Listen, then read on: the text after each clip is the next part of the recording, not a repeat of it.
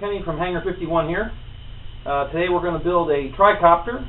I'm going to do things a little different than you may have seen on other videos, and I'll explain my differences and why.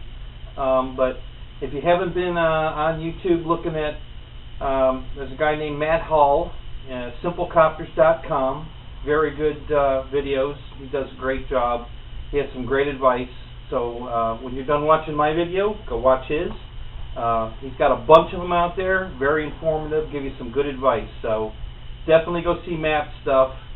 Also, Dave Vindestål from Sweden.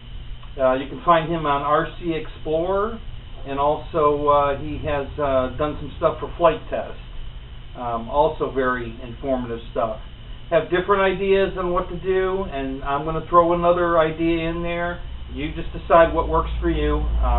I have a very different idea of what I want to do, but I've used a lot of Matt's advice and some of David's as well. So when you're done watching my video, go watch theirs, and when you're done with all that, you should know what you're going to do for a Tri-Copter. So let's get started. First thing I'm going to do is show you what I got and what you're going to need and where I got mine and why. So here we go. Okay, so first thing we're going to need, we need some 14 gauge wire. I got two different kinds here. It doesn't matter which one you use. This is the standard hard, like a vinyl type casing, kind of rigid. And this one is what I use. This is a silicone based, very flexible. Either one works, doesn't make any difference. Red and black, so you're going to need some wire.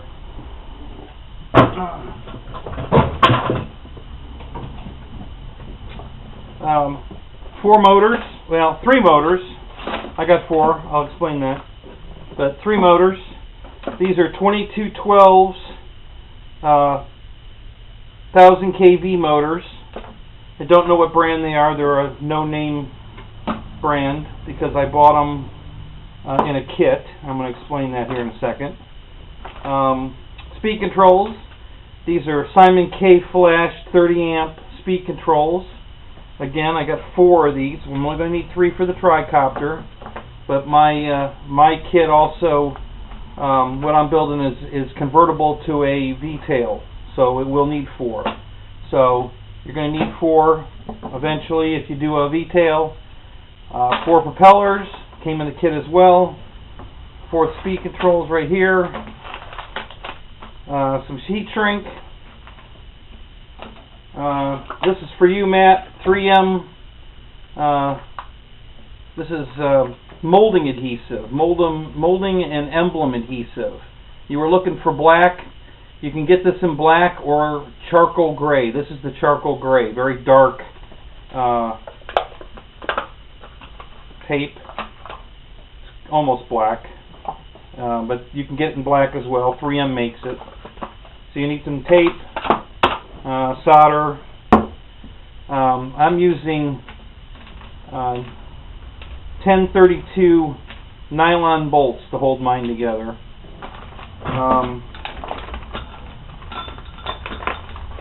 This is plywood body that I made. This is my kit. I'll show you how and why I did that. This is 3/32 ply, 12 by 6. This is the top plate, and this is the bottom plate. Now this configuration is designed for Tri-Copter, T-Copter, or a V-tail. You can do all three configurations from here. And okay, so that's what you're going to need pretty much, and of course your radio, a flight control board, which I got also in this kit. This is the KK board, not the KK2. This is the one you need to program. Here's the programming harness. It came with the kit. I bought a kit off of eBay for 116 bucks, and it came with 4 aluminum booms, which you don't want to use. The harmonics in the aluminum, you know, any vibration that comes out of the motor and the propeller and everything that has any kind of harmonic value is going to be transferred right through the aluminum, right to your camera, especially if you're flying FPV, and it's going to just mess up the signal. The wood has a nice buffering effect to it. It softens the signal. So you definitely want to use wood booms in your build, not these aluminum ones. So I've got a bunch of booms here. Again, doing things a little different. These are balsa wood booms. Why did I go with balsa wood? Because it's light, very, very light. I know it's not strong, but these are almost one by one. Now this is pine. These two are pine booms. I've done pine. I've done balsa. This is my first Tri-Copter.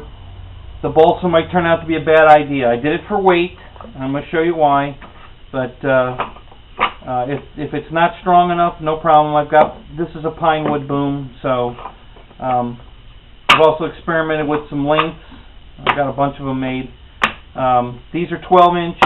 I've got some 16-inch. The 16-inch I can cut down to 14, 13, whatever, under 16. I don't think I need anything bigger than 16, so that's why I went with that. And that's going to get us pretty close to where we need to be. So now I'm doing things, I'm not painting this. I'm going to monocoat it. If you haven't done any monocoat before, I'm going to show you how easy that is. Getting rid of the... Okay, well, hang on. Let me back up. So I bought this kit. Now this kit came with these 4 booms, 4 motors, 4 propellers, 2 left-hand clockwise, 2 counterclockwise. This whole body kit with landing gear and all that. The flight control board, all the hardware, distribution for the battery. It's a distribution board. You can solder all the batteries to this board for distribution, which would replace the harness I made. I'll show you the harness in a minute. And the 4 speed controls, and these are Simon K speed controls. So basically, this is everything you need in the kit. Metal hardware to build the copter. Very heavy, aluminum booms. Just I didn't like the idea at all, but I couldn't buy it this cheap individually. $116 for 4 Simon K speed controls, 4 2212 motors, 4 propellers, the KK2 flight control board with the programmer, heat shrink, all the bullets for the motors, which I already put on. Basically everything you need to build this thing, less a speed control and a battery, radio equipment. It's all here, but it's heavy, and it's not very versatile. And this is designed to be your standard X-Copter, quadcopter, standard thing. So okay, so the motors are going to be the same. We don't need to weigh them. They're the same motors whether I fly them on my board stuff or theirs. Okay, so we can eliminate that. So really we're looking at their body kit, which is all carbon fiber board. Their aluminum booms. The flight controller's the same, so we don't need that. Their hardware. So basically, speed controls are the same, so we don't need to weigh those. They're going to be the same on both. So here's the difference. Their body, and I'll even do it with 4, just to keep it even. My body, my upper and lower wood, plywood plates, my 4 balsa wood booms. This one's not very pretty. Sorry about that, but it'll work. We'll replace it with that one. So I got my 4 balsa wood booms, my body and my 8 nylon bolts to hold it together. Okay? So that's my complete kit. Their complete kit. So let's wait and see what the difference is. I bought this nice handy dandy little gram scale here, or ounce scale. So let's turn that on, and I'm going to come around the other side of the camera.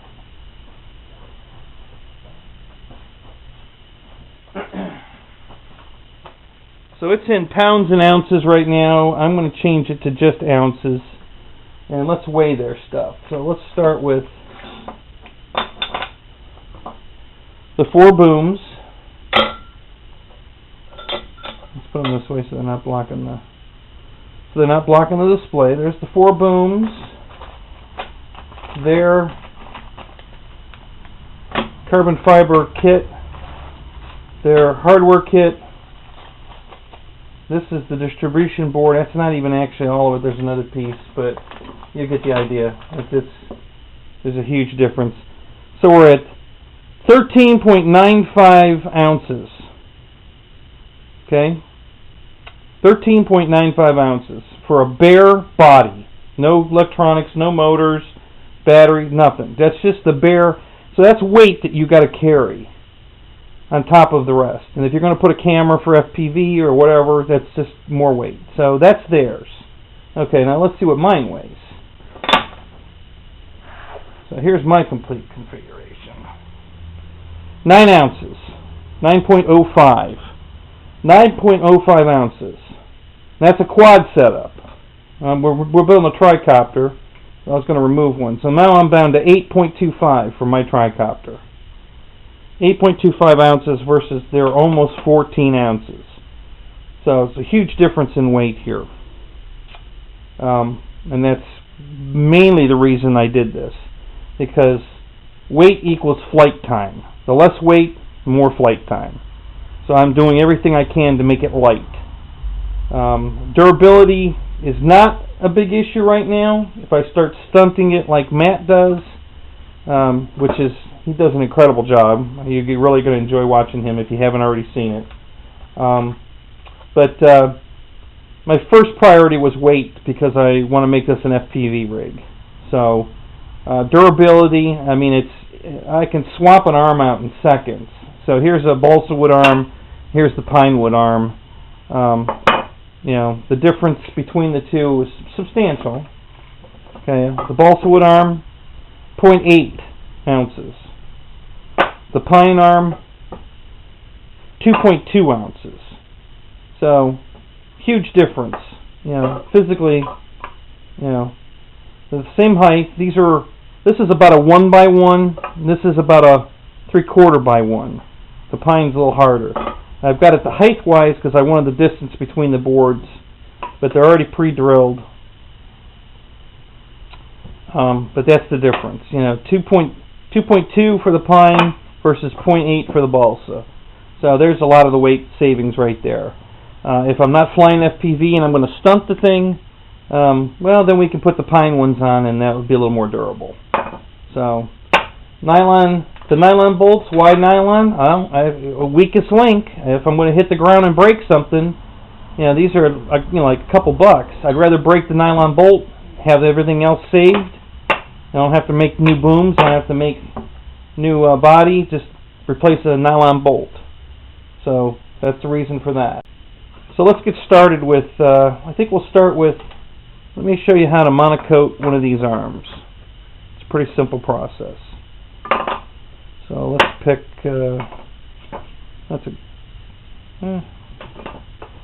do this one. This is a nice looking arm. Okay, so we're going to start with the arm. Let's turn my scale off. Move that out of the way. I don't need that right now. Here's a pre-cut piece of monocoat. I went with orange because that's what I had laying around. You can go with whatever color you want. It comes in a lot of colors. Transparent blue. A couple rolls of transparent green. Got red. white.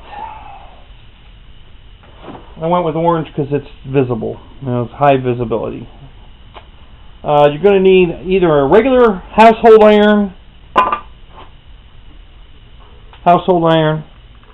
or a monocoat iron. Now, I do have a monocoat iron, but I don't know where it is. It just moved. Can't find anything. Still trying to unpack. Household iron will work. Monocoat iron is a little better, a little easier to work with, but it's not a necessity. If you don't have one, you don't want to spend the $15-20 for one, and you got an old iron at the house, it works just fine. You're also going to need a heat gun.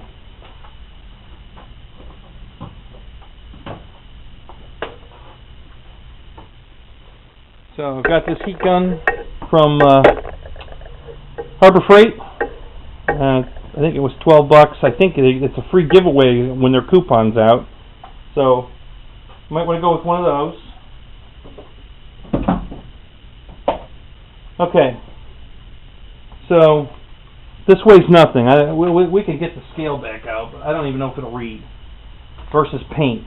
I know paint doesn't seem like it weighs anything, but you got to remember that whatever's in that can, minus the weight of the can, is what paint weighs. So if you put a whole can of paint on one of these things, okay, so it's 0.15 ounces. That's what this weighs, and that's not even accurate because we got to pull the backing off to put this on. So let's actually pull that off.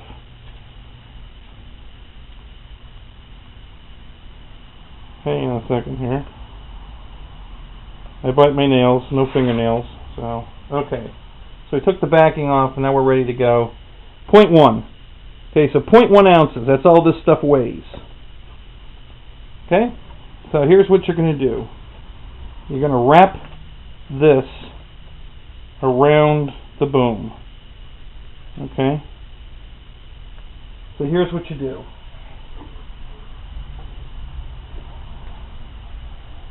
Now I've got the holes here because I want top and bottom. Okay, and we're going to start on the bottom just to keep it looking good. And we're going to roll this over here like that, and we're going to just tack it down there a little bit, and we're going to tack it there a little bit, and then we're going to tack it over here a little bit. Okay.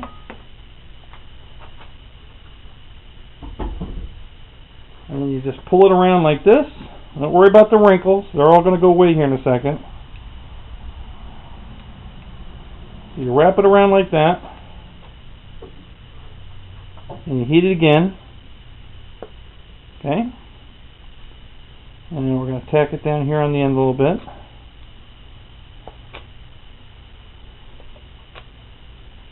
Now the iron's set very low. It's on setting 1. This is very low heat stuff. Doesn't require a lot of heat. So, okay. So, we're going to go ahead and I'm going to go ahead and finish tacking the whole edge here, because sometimes it likes to shrivel up the wrong way. And when I say shrivel up, I mean it shrinks. This is shrinkable stuff. And if it shrinks the wrong way, on the bottom especially, it wrecks your... Okay, so there's the bottom ironed on. Okay, the sides are all loose. That's where the heat gun comes in.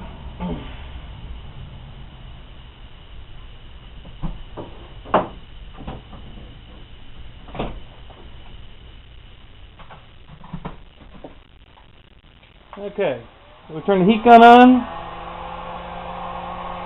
and you gently start on the edges here.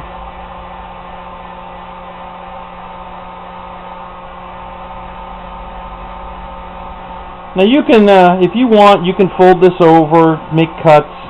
You want to close up the end, that's fine. I'm not going to do that because I'm just doing it to make it pretty, not waterproof or anything, so I really don't care that the end is covered. I'm going to just trim that all off at the end. So, not a big concern of mine. Okay, so that ends And then we're going to go down here and do this end.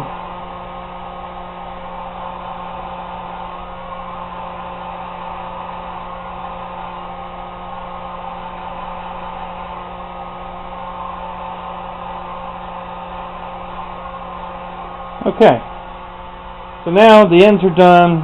We got the bottom. So now we're going to just finish it off by shrinking up the rest of it.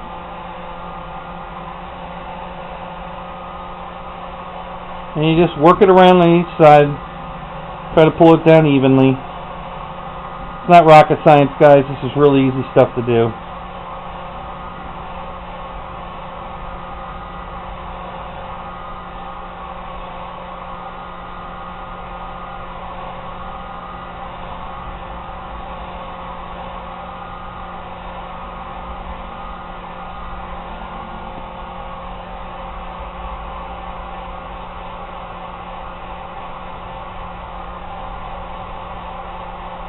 And there you have it. There you got a perfect, smooth, very shiny, pretty color. Like I said, it comes in all colors. And done. So, not waiting for paint to dry. This is a perfect finish. Very glossy, shiny. Comes in fluorescent colors too. So, and it weighs nothing. So, you know, I added 0.1 ounces to the total weight by covering it like that. I bet you'll have more weight than that if you paint it. I guarantee you're going to put more than 0.1 ounces of paint on it. So there you have it. Now, the only thing you want to do, you want to locate your holes. It mounts this to the copter. And I covered them up pretty well, but I know that they're on this side. This is the bottom, so the holes are here somewhere. Okay, here they are. So the holes are here.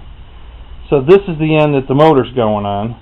So we're going to flip it over, 180 over, and you gotta, because you're going to tape the motor here and then tie wrap it, you want to make sure that this part is firmly attached to the wood. So you're going to iron that end.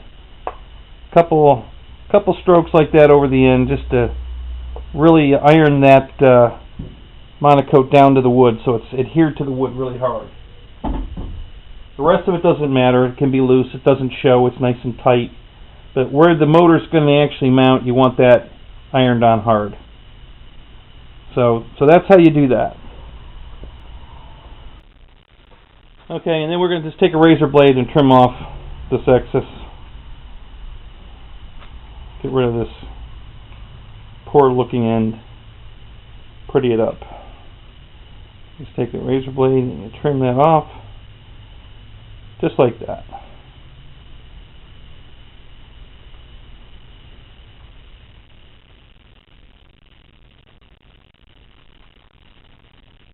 Same thing over here. Same thing, just trim this off.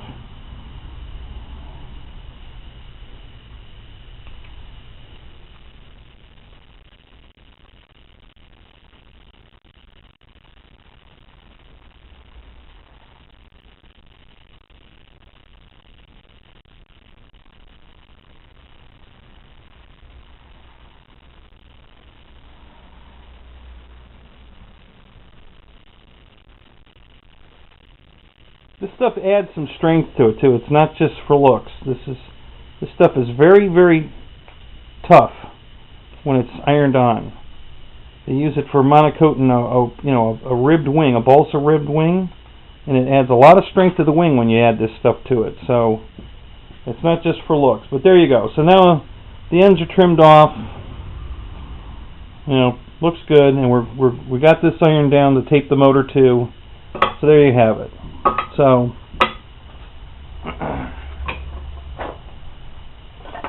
I've already pre-done the rest of these. So here we got a pile of balsa ones here. There's 5 of them already covered, ready to go. And then I've got my 16-inch pine, the pine wood ones, and they're a little longer, but I can cut them down if I decide I want to. So we're ready to go with that. That's simple. I'm going to monocoat this as well, so we'll get to that in a minute. Don't know what color I'm going to use, just going to get creative. I want some colors on it to make it visible. That's my biggest thing, is that I want visibility. If it crashes, I want to be able to find it. You know, if I'm FPVing and it goes down somewhere, and I don't know where it went down, I want to be able to find the thing. So I'm going to make it bright colors on purpose, so that if I lose it, I can find it. Okay, so let's move on. I just want to show you what I made here, and I'm going to tell you why. Here's my harness. This is my wiring harness for the copter. Now this is, you know, and I'm going to lay this out here so you guys can get a nice look at it.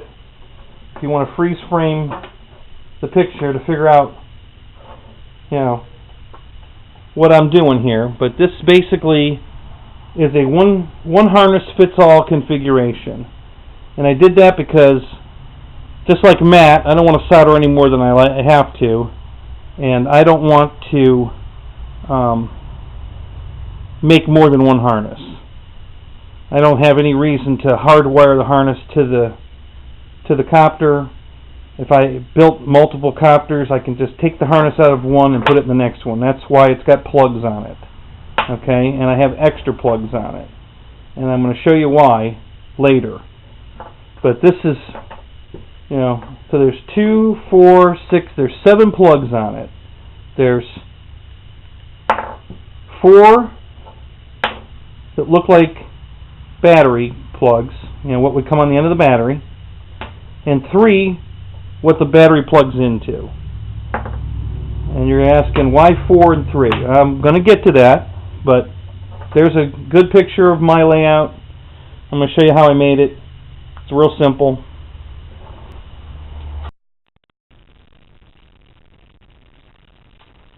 Okay, so here's how I made my wiring harness. You're going to need about 5 inches long. It's not exact. Your size may vary. 3 pieces of wire. Strip the ends, tint it, and we're going to just solder it together.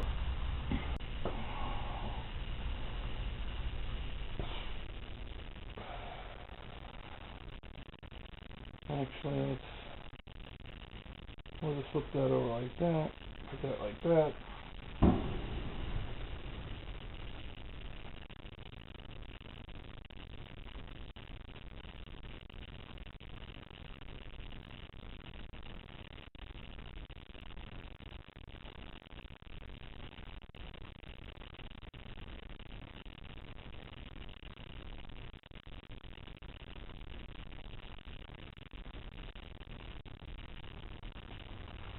Okay,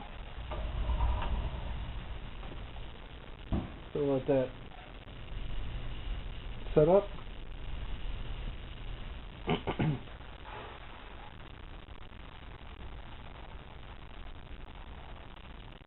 Okay, so that's like that, and we're going to put this shrink tubing right over it like this.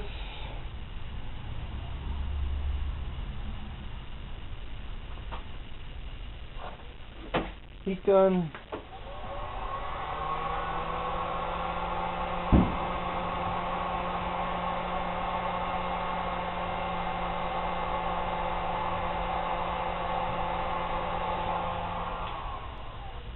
Okay, so what does that mean? That made, basically, get my harness back out, lay that down, and that joint is basically this whole harness. You know, there you go. There's 2 there and the 1 there. Same thing here. You got 2 there, 1 here. So once you've made that 2 or 3 times, and then you just put them all together, that's what the whole harness is made of. That simple joint. Okay? So you're going to turn that, what I just did, and that, I don't care what you guys say, that's not coming apart. You couldn't pull that apart if you wanted to. And remember, it's an electrical connection. It's not, we're not holding the bridge together with it. We're just electricity. It'll work fine. And so that's what that, you turn that into this. Simple. Easy peasy. Now that was for you, Matt. Okay. So what's next? I think we're gonna go ahead and monocoat this. And I'm not gonna do it on camera. I might do the last bit of it on camera, but it's basically the same thing I did with the boom. Probably going to do a couple different colors, so I'm going to turn the camera off for a second, and then I'll finish it up and show you how that came out.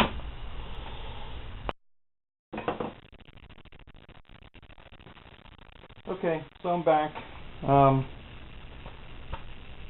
It's an iron-on product, this monocoat, and it sticks to itself very well. So I did the bottom side first, and you do the top side, and you roll it over. And the compound curves, you just, you cut it, and then you do this. Just pull it over.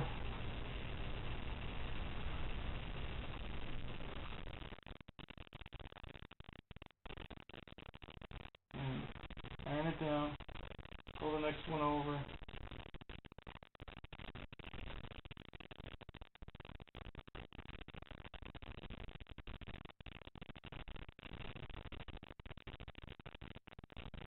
Down.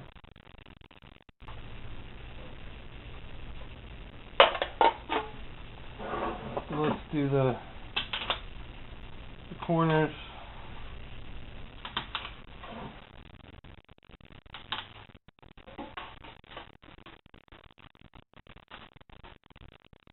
And then we're just going to wrap this around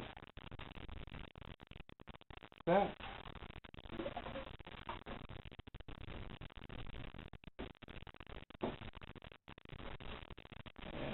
This.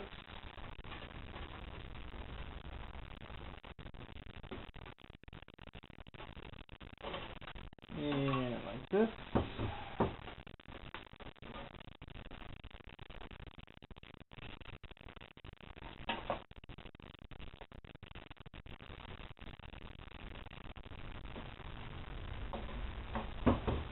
And go on the left side where the hole is. And then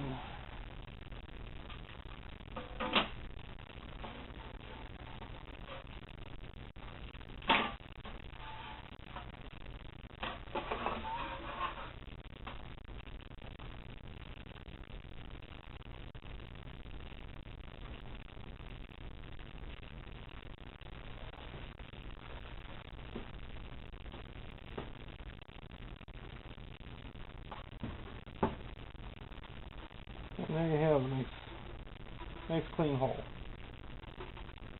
We'll do the same thing here. I'm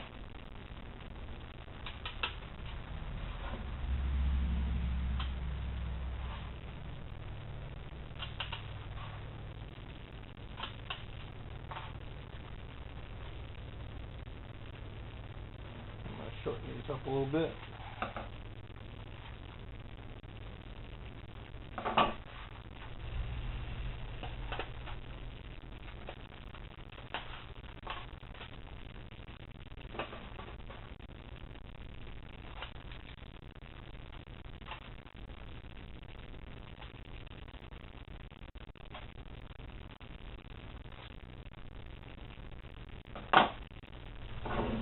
Okay, same thing. Gonna pull this over.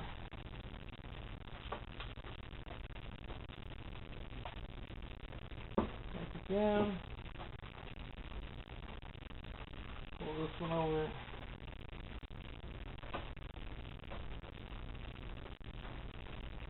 Take it down.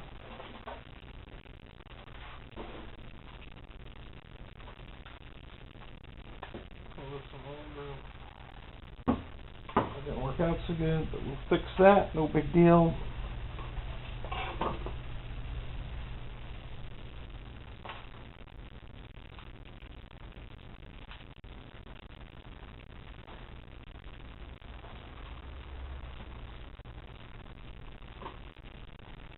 And the last one.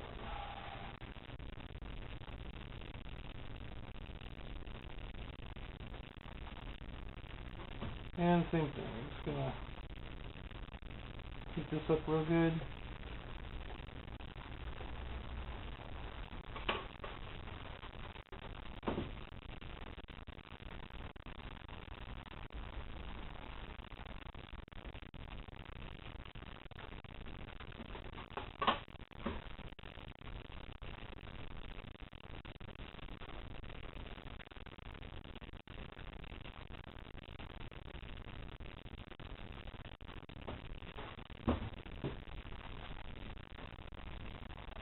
There you go.